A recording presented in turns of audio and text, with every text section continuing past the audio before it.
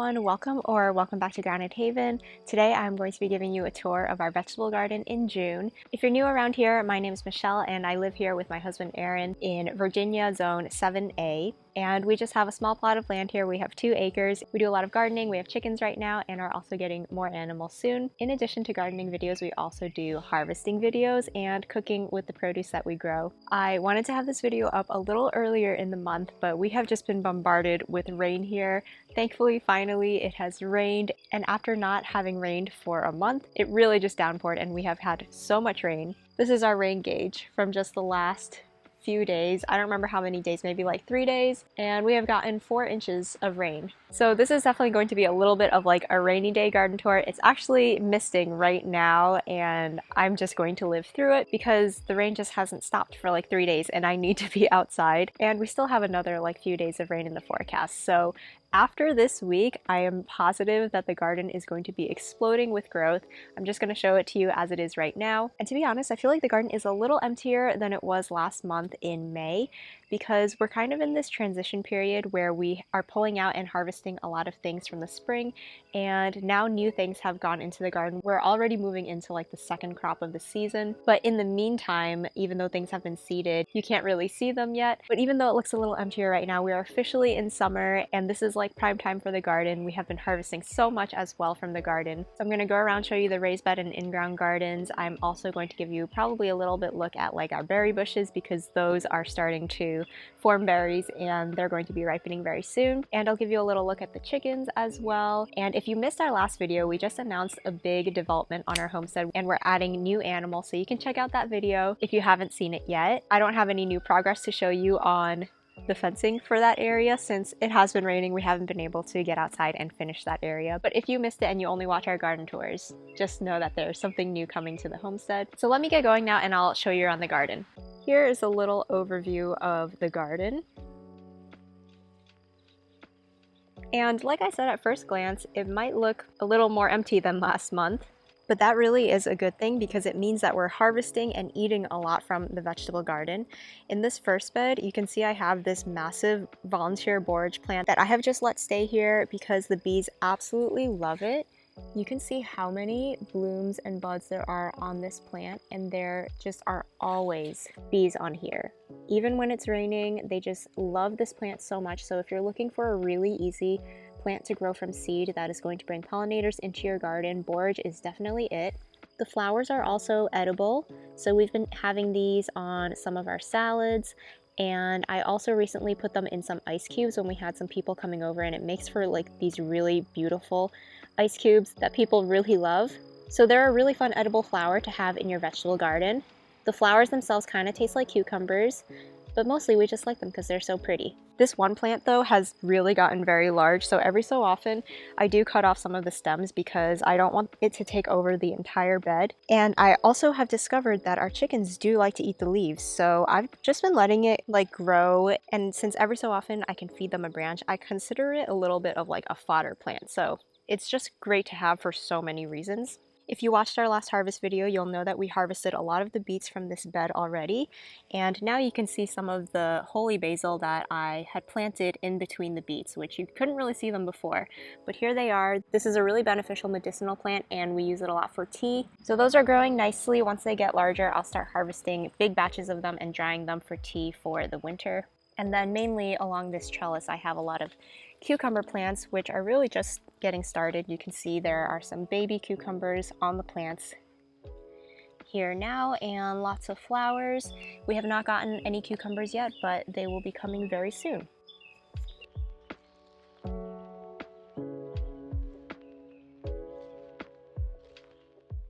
We have a few different things going on in the next bed. We have a row of garlic, which will be harvested in the next couple of weeks once it dries out a little bit. Then in between there, we have edamame, and that is starting to produce pods right now. I think this variety is the Tankuro edamame. It's the one we grew last year. And you can see how many edamame pods you get from one plant. It's really incredible. I think that they're such a productive plant for how little space they take up and how low maintenance they are. So if you have not tried growing edamame before, definitely try it out. It was one of my favorite things that we grew last year. Then on the other side of the bed, I have my shallots here. You can see that they are bulbing up really nicely. They are getting pretty large now. So that's great to see. So yeah, kind of a lot going on in this bed. In the next one, I have some determinate tomatoes, and it is kind of a jungle in here because I don't prune my determinate tomatoes too much so that I don't sacrifice any fruit. I also did not get around to putting tomato cages around the ones in front, and now they're kind of too overgrown for me to do that. So I'm going to be trying my best to just like stake them up, but if they flop over a little bit, it's not the worst thing in the world. They are in raised beds as well, so they're not going to be like immediately just like flopping on the ground, so there is that. And the tomato plants are just putting off so many flowers right now. Like all I see is yellow flowers in this mass of tomato plants, and you can see some tomatoes forming as well. So these are the tomatoes that I mostly use for canning. I have Celebrity and BHN 1021. Both of which make like a pretty medium to large size tomato, and I find that they are great for preserving. Unfortunately, there really isn't much going on our arch trellises right now. I wish that they were kind of covered with plants, but a lot of the stuff that I try to grow on there takes a while to get going. I have tried germinating some of my winter melon, but I haven't seen any of them come up yet. Sometimes they do take like up to a month to germinate, but then once they start growing, they do take over, so I'm hoping that those will come up soon. But surprisingly, the tallest plant in our garden right now is this mammoth dill. I think it's crazy. It's like almost 6 feet tall, and they just have these like massive flower heads. They're also super fragrant. I can smell them just being like a few feet away from them. And I mostly grow this because it's pretty and cool, and also sometimes we'll get like swallowtail caterpillars on our dill plants, so I like to plant at least one plant for them. But there's no denying it's also just like so majestic and beautiful. I don't think I've ever had any of them grow this tall before, so this one's pretty impressive. I also have some carrots down here. We did harvest some of these in that most recent harvest video. And in the corner, I have a winter squash plant. I think this one is a butternut squash, and haven't seen any flowers on these yet, but it looks like they will be coming pretty soon. And I'm just hoping that we get a really good winter squash year this year. Then at the end of this bed, we have lots of leeks, and we've been harvesting and eating a lot of these in the last month or so. I do have to come in and probably harvest this entire patch, and maybe I'll freeze some of it if we can't go through all of them, which probably I'll have to do because this is still a lot of leeks, and I have more on the other side as well. But when we harvested the leeks, I did see that we had some worms in them, so unfortunately I have to get to those pretty soon because I don't really want the worms to get bigger and eat like the stalk part of the leeks. So next year, I'm either going to cover my leeks or maybe skip them, because I've only had issues with those worms in my leeks, and I haven't had them in like my onions or garlic before. Okay, so now I'm going to go down the raised bed garden from the other side. In this first bed, I have my kale here, and I think I've decided I'm going to pull out this variety of kale on the left here, and I'm going to leave the dazzling blue kale. This one just looks a little bit more worn, and I've noticed some of it is starting to bolt as well, because this was kale that I actually overwintered in the greenhouse. So this is going into its second year, so it's starting to flower now. So soon I'm going to cut all of this out, feed it to the chickens, and then I'm going to try and keep this dazzling blue kale going all summer so that I can have greens throughout the summer, but also so that we'll have it for the fall as well, so that I don't have to start new seeds. The only thing I do have to look out for are these cabbage looper worms.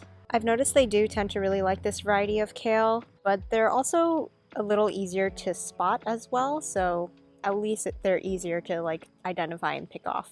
In the other half of the bed, I just had some leftover tomatoes that I popped in here, some more of my determinate hybrid tomatoes, so I just put tomato cages over them because those won't get that tall, and the tomato cages should be good enough. I have one cabbage plant here And we'll see if that does anything and if we actually get ahead, because it is starting to get pretty hot around here. In the next bed, we had harvested our entire bed of chestnut red hardneck garlic. So in that bed, I popped in our sweet potatoes. These were just some slips I started indoors with sweet potatoes that we harvested from last year. And I have, I think, like 12 different spots of those. This is a 3 by 6 foot bed. And then in between the sweet potatoes, I went to a local nursery and I picked up some eggplant starts because my eggplant seedlings are completely decimated with flea beetles. I'll show them to you in a little bit because I haven't pulled them out yet. But I wanted to get some replacement eggplants, and unfortunately at the nursery we went to, they only had Black Beauty eggplant, which is not really my favorite variety of eggplant, but I figured it was better than nothing, and it looks like I'm going to be getting nothing from the plants I started. So we'll see how these do. I have been keeping them covered with some fabric so that hopefully the flea beetles don't get through and decimate these ones as well. So I'm going to go ahead and cover these back up before I move on because I do not want to give the flea beetles a chance to get to these. So there we go, all protected. Hopefully those ones make it through.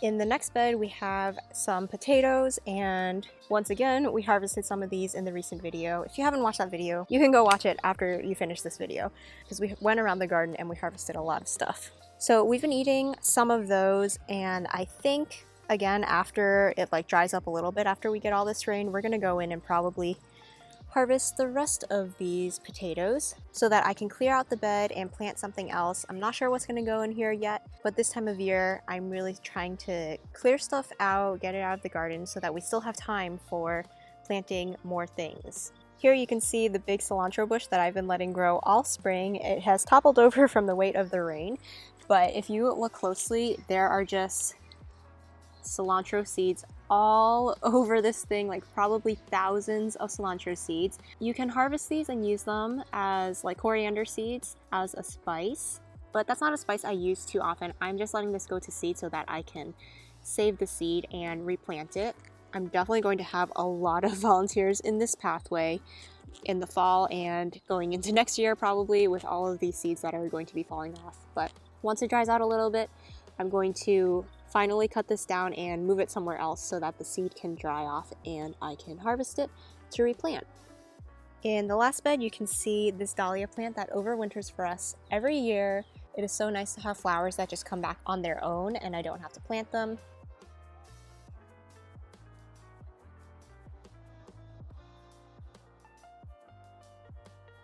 We've got more of our leeks here, which again, I need to come out and harvest all of these very soon, even though these ones did not get quite as big as the ones on the other side. And here you can see this arch trellis also is not covered yet. I do have some tomato plants growing on either side, so those should get pretty tall and climb the trellises, but I also planted some Armenian yard-long cucumbers that I think will get pretty large. I have not been able to grow this in the past, so I'm not 100% sure, but I think it is supposed to be a pretty large plant. And these plants make really large, like technically they're melons, but you can use them as cucumbers. So I'm hoping that this one makes it through. I think this is like my third time trying to grow it, and the seedlings usually either die or get eaten by slugs. But it looks like it's been growing quite a bit in the last week or so, so I'm hoping that it grows really quickly and starts climbing up this trellis because I just want it to be filled and beautiful. Then in the very corner, I have another winter squash. This one is a Dutch crookneck squash, I think. It's kind of like a butternut squash, but it has a longer neck that curls, so that way you get more of like the actual squash meat without the part that has the seeds in it. This is my first time trying it out. I thought it would be nice to have something that's like a butternut, but again, you get like more of the squash meat in there. So it's doing pretty well. I did have to replant this because my first seedlings died, so it's not as big as my butternut squash seedling, but it's getting there, it's growing. Also, last time when I was talking about the green stalk and how I wasn't really having success with it for vegetables, a lot of people suggested planting it up with flowers, so that's what I've done. I've pulled out all of the lettuce that I had planted in these middle tiers, which to be honest, I had not harvested from a single time in the entire spring. They looked okay, but they just didn't really grow, so instead I've planted these flowers and I'm hoping that they will fill in the green stalk really nicely. Quick look here at this side area where we've got a couple more trellises. In this first one, we had snow peas in there in the spring, but we have ripped those out because those were done. And in their place, I have seeded some cucumbers, which have just popped up. So hopefully those will start growing quickly. The ones I put in there are the suyo long cucumbers because those cucumbers get really long. So I really wanted to make use of this taller trellis that we have here for the longer cucumbers so that they can grow really nice and straight. I also have some chamomile at the base here, but it has not started flowering yet. And then the area in between the two trellises, I usually like to keep this as like an area that I can put flowers in, that the pollinators really like. And over the years, we have gotten a lot of volunteers as well in here. So first I have some hyssop, which is starting to bloom. And I really, really love this plant. I think it's so beautiful. Even when it's not flowering, the foliage is really nice. It's a perennial in our zone, so it pops up without me having to do anything. The bees absolutely love it, and it also makes for a good trap crop for Japanese beetles later in the season, which is a nice little bonus. Then we also have some volunteer echinacea, another flower that the bees and the butterflies really, really love. And this kind of like pops up all over our garden now because it does like to volunteer around. All of these sunflowers are volunteers. I did not plant any sunflower seeds this year, but they just come back, and this is the first one that's opened for the year. It's so pretty. I think this is like an evening sun or autumn beauty variety. So you get these really nice like darker colors. There's a lot of reds in these sunflower mixes, and they are branching sunflowers as well. So we get sunflowers pretty much the whole summer. So I always really love this variety. It's so pretty. And there are always bees on them. Here's a Japanese beetle. They have just started for the season. Soon we are going to be just bombarded with Japanese beetles, which the chickens will enjoy eating, but we do not enjoy having them around. We've also been having a little bit of deer issue here lately, so you can see one sunflower here has been beheaded, and there's going to be a lot more damage in the back part of this garden, so I will be showing you that. It's just something that we kind of have to live with around here because we do not have a deer fence around our garden. This last trellis, I planted some rattlesnake pole beans that are growing now. I think they took a really long time to get going because it had been so dry. Like prior to this last week where it's been raining like crazy, we hadn't had rain in like a month. So these were really taking a long time to grow, but I'm hoping that they start growing quickly now with all this rain. And I would really like for these pole beans to grow because all of my bush beans in the back got eaten, which I will show you. I'm hoping that these ones make it through and I get some beans for earlier in the summer. Alright, so I'm going to show you some of these berry bushes that we have on the side here. I don't always show these because, I don't know, I kind of forget about them on the side of the garden, honestly. But they have been doing so well. You can see I've covered this plant with some tulle because the birds have been very incessant around here lately. And I did not want them to get to our berries, but if I take it off, you can see how beautiful these berries are. So this is a blackberry plant. And this is our first blackberry of the year. So that's super exciting. I actually did not know that there were any ripe ones on here today. So I'm really happy to see that. And these blackberries just look so good. This is going to be like the first year where we're really getting anything from these bushes. We planted them, I think, 2 falls ago. So here's one blackberry plant, and then there's another one here. I had been covering this one with this frost fabric, but it keeps blowing off. It doesn't let the wind through as nice as the tulle. So maybe today I'll get some more tulle to cover this one up to protect these forming blackberries. But yeah, anyway, these blackberries I am like extra happy with because we had bought them a couple of falls ago at like Lowe's or something, and they had them on clearance for like $3 a bush. So I don't know what variety they are, but if you are wondering like a great time or place to get berry bushes or like any perennial really cheaply, go to the garden centers at the end of fall because they'll have lots of plants on clearance. And just because they're on clearance doesn't mean they're not good. Like, look at how amazing this plant is doing. So I'm just absolutely thrilled with it. Any plant that you grow in the garden is a win, but there's something like extra special when you can do it from a plant that was on clearance that they were probably going to throw away. It just kind of feels extra special. So yeah, super happy with this, and the blackberries just look amazing and huge. So I'm excited to try those out. In between the blackberries, we also have some raspberry plants, and looks like we have some ripe raspberries here too. It looks like we had more, but the birds ate them. You can see it looks like They ate the raspberries off of here. So that's kind of why we've been having to cover a lot of things this year. You can see they've eaten that one too. So yeah, I think I'm gonna have to try and get more things to cover these bushes with, but it's kind of annoying to do that for a big bush, so I don't know. Yeah, I don't know.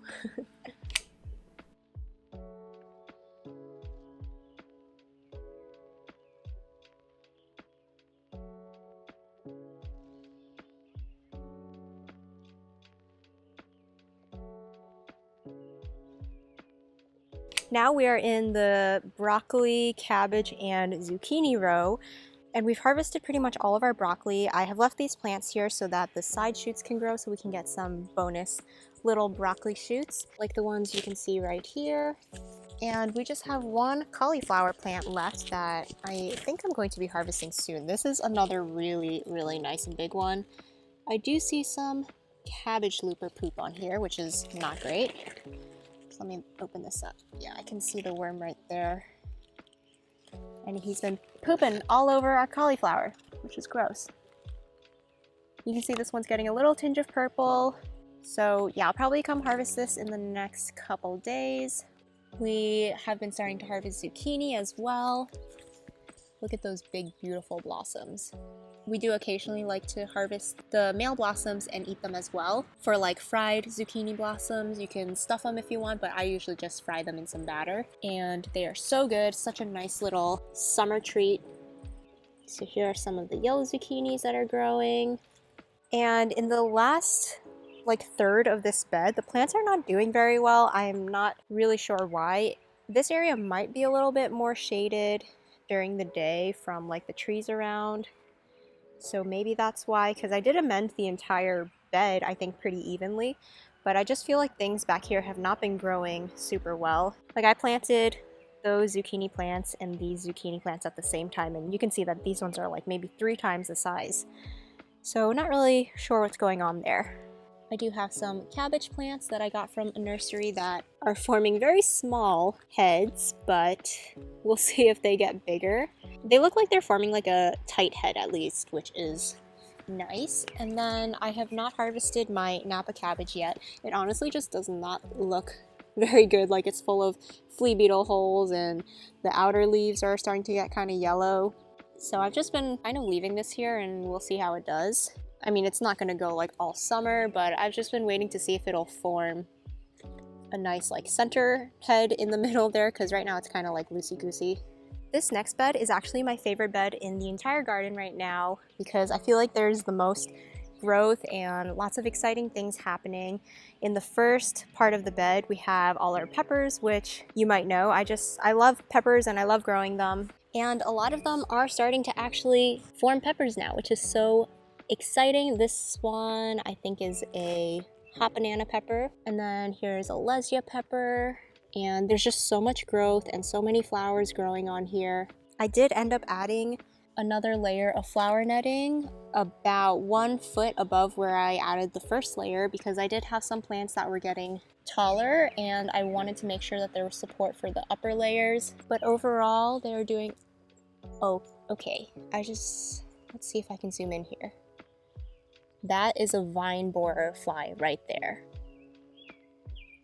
I need to try and get that right now because he's definitely like gonna go over to my squash plants right after this and lay eggs, so BRB. No, he got away. Okay, I'm definitely gonna have to keep my eye out for him and look for vine borer eggs later on the stems of my squash plants, which is not going to be fun. But at least I know she's out there somewhere. I'll be keeping my eye out. Alright, so anyway, back to the peppers. The peppers on this side of the bed are doing really amazing, and I noticed that as we get closer to here, the peppers are a lot smaller and they just look a little bit yellow, and I was trying to figure out what it was. You can also tell this pepper plant got eaten by a deer, which is great. So I was thinking that it's because we have a comfrey plant at the edge of this bed, and comfrey plants are known for digging deep into the ground and accumulating all of the nutrients in their leaves. So what I'm wondering is if this comfrey plant has been here for a few years, if it has just like sucked all of the nutrients out of the surrounding ground, and made it harder for these plants to grow. Because you can see what a big difference there is, and as you get farther from the comfrey plant, the plants just look better and better. So maybe this is a great thing to plant near your garden, but not in your garden. So I'm either going to try moving some of this in the fall, or I'm just not going to be planting stuff that needs a lot of nutrients right next to it. Because it definitely looks like that has been affecting the growth here. And once I figured that out, I did add extra granular fertilizer, and I also did some liquid fertilizer, I did fish fertilizer, and I feel like the new growth is looking a little bit greener now. So hopefully these plants pull through and make it through, and I'll make sure that I'm fertilizing them more often since I know that they're having trouble pulling nutrients from the ground. So I thought that was really interesting. I'm not 100% sure that that's what's going on, but it kind of seems like that might be it. So if you've ever experienced that, let me know in the comments. But overall, the peppers are doing really well. This is my Ichvarsky pepper. You can see lots of baby peppers on there. I'm so excited for those.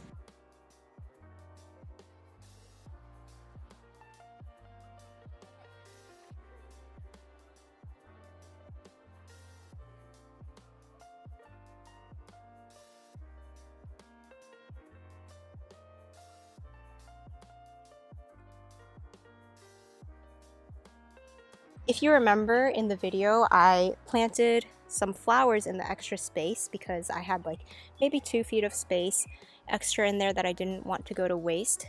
And I popped in some zinnias and some straw flowers, and those are starting to bloom. So I think it's going to be such a nice use of this space, and it's just going to make it so pretty. I have these beautiful colors of straw flowers. I've got like a darker color one, and then I think this one's my favorite, kind of just like a coral straw flower.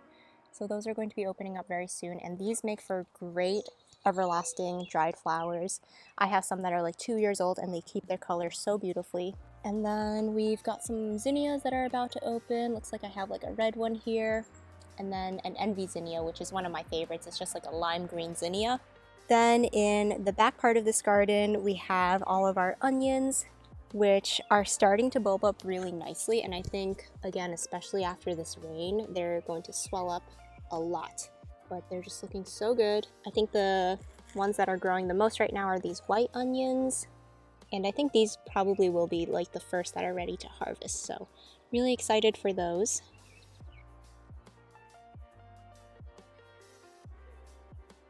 So now we're in the last area of our garden, and this is definitely not a case of like saving the best for last, because that's just the opposite of what's happening here. There are a lot of issues with this part of the garden, some of which are weeds, deer, and flea beetles. So a lot of the things that we have here, they're just gone now, and I'm going to show you the remnants of them. Yeah, I'm just going to go over it really quickly because I don't want to dwell on the failures too much.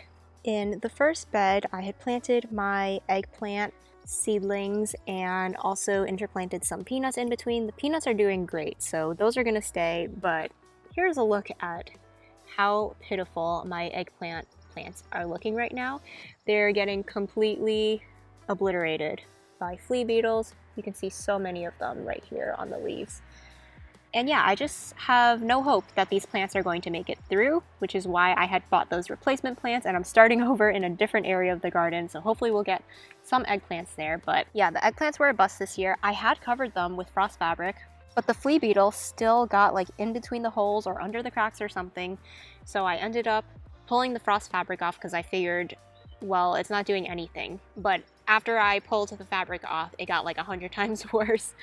And these plants just could not really hold on much longer after that. In the next bed, we have some signs of deer damage. I'll show you more in the back where it's like worse, but about a week ago, a deer came in and ate every single bean plant that I had in this garden. I have a few areas of beans, and they like ate every leaf, every like forming bean.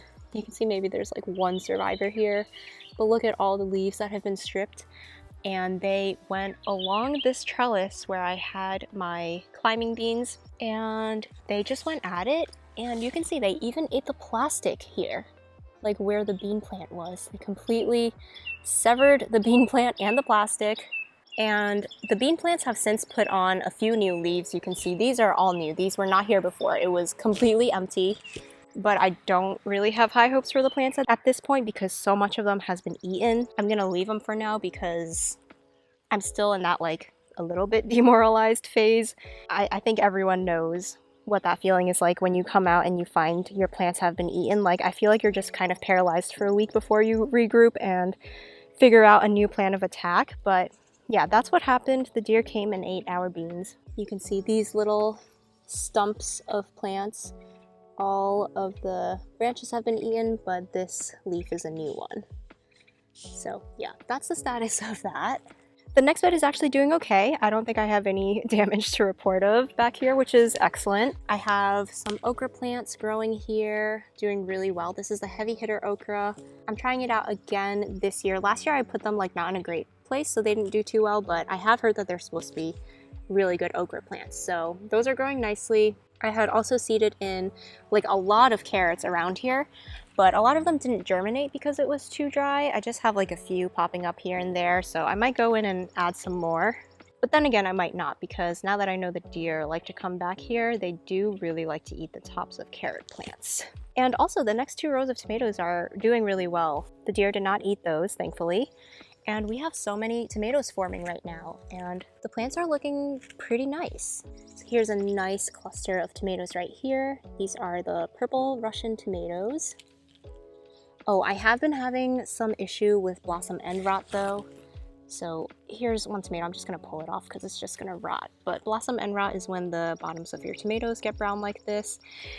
And I find that this is a really big issue when we have periods of drought and the plants are not getting watered sufficiently, because then they can't pull the proper nutrients from the soil. I think it's lack of calcium that forms blossom end rot. So people think that like you can add more calcium into the soil, but I think it's really just a matter of not having sufficient moisture, because even if the nutrients are available, if the soil is not moist, the plants can't pull the calcium from there.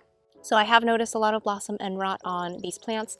I've just been pulling off any affected tomatoes so that the plant doesn't put unnecessary energy growing these fruits that are just going to rot.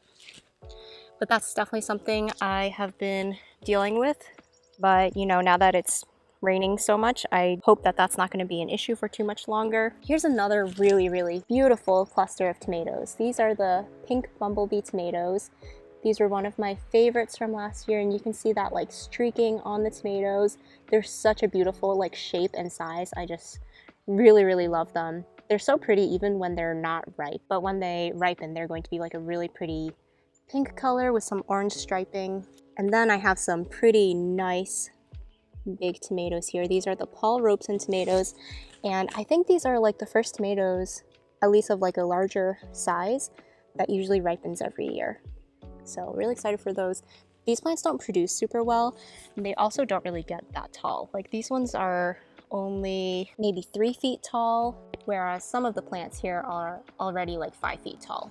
But I think they're worth planting.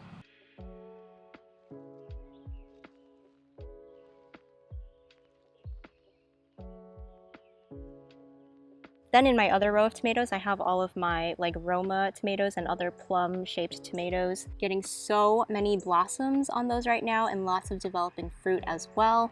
The Roma tomatoes I find do tend to get like pretty diseased pretty early on. I can already see a lot of disease on these, even though it had been really dry. As far as like disease resistance goes, they're not really great, but I find that they still produce a lot of fruit like before they give into disease. So I still like to grow them, and then I'll just like harvest all the fruit, and then the plants pretty much immediately have to be taken out. But you still get a lot of tomatoes that are really good for canning and like making sauce. So I think that it's worth it, even though they're not the most like robust plants.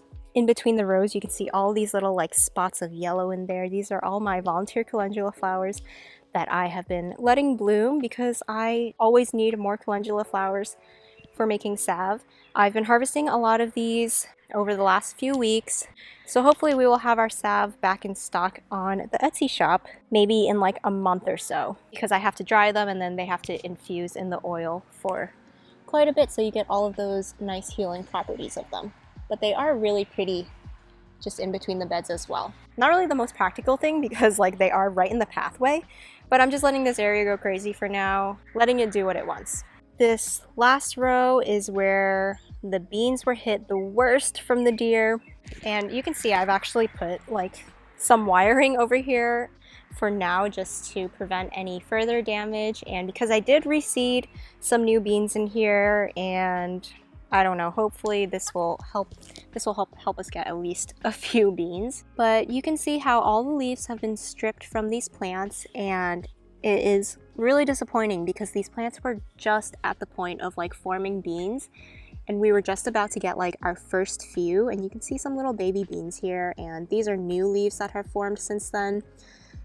But this is like 5% of what the plant was before. I wish I had like taken footage or photos of the plants beforehand, because they were really beautiful and very lush. And now they are just these little sticks in the ground. Here are some of my purple beans. You can see there's one survivor bean. But I mean, I really just don't have a lot of hope for what's left of the plants because they don't have a lot of like foliage to help them photosynthesize or anything. There's a little bean in there, but it's not quite full size yet. Also, on the other side of the bed, I had planted edamame, and yeah, you can't even see them anymore. Here is one plant that was forming a bean, or like an edamame pod, and yeah, where's the rest of the plant? I don't know. RIP. Yeah, in between all that, I have a celery plant that overwintered from last year, and I actually just let it go to seed because it has been really beautiful. Actually, I did not realize that celery plants would do this. They kind of look like dill plants, but the stalks are like actually celery stalks, you know? But the flowers have been really pretty. At this point, they're starting to actually form the seeds here, but it's just been so pretty that I've been leaving it. But now that it's starting to go to seed, I think I'll pull it out because I don't really want like volunteer celery all over this area. So yeah, I think that's all I have to show you in this back area. But anyway, my plan for this area of the garden is to completely redo it over the winter. We're going to like take out any of the T-posts and trellises that we have set up there. And what I want to do is do some temporary chicken wire fencing around this entire area, and over the winter let our chickens completely like till up the soil, eat any of the leftover plants and weed seeds that are in there, and also add fertility back to the soil with their manure. So I'm really looking forward to doing that over this winter, and hopefully next year this area is going to be a little bit better and more set up, because just over the years the beds have become less defined, and they're also too narrow because I was working with the beds that the previous owner had set up, and they're just not really working like dimension wise for us. So after having the chickens live over that area for a few months, I know that they're gonna like completely like flatten out the beds, dig everything up, and we'll basically be starting from scratch, but also a little bit better because like I said, hopefully they're going to be eating a lot of the weeds and leftover plants in there. So for now, this area is going to be a little bit of a mess probably for the rest of the year because I've kind of given up on weeding it at this point. And I'm also just nervous that whatever I plant, the deer are gonna eat anyway. So I'm not putting too much effort into it. I'm not gonna let it stress me out. We're just gonna get what we can from this area for the rest of the year and start over next year. All right, let's go check in on the chickens, and we have some scraps to feed them from a cantaloupe I cut this morning. Chip Chip is so excited. Oh my gosh.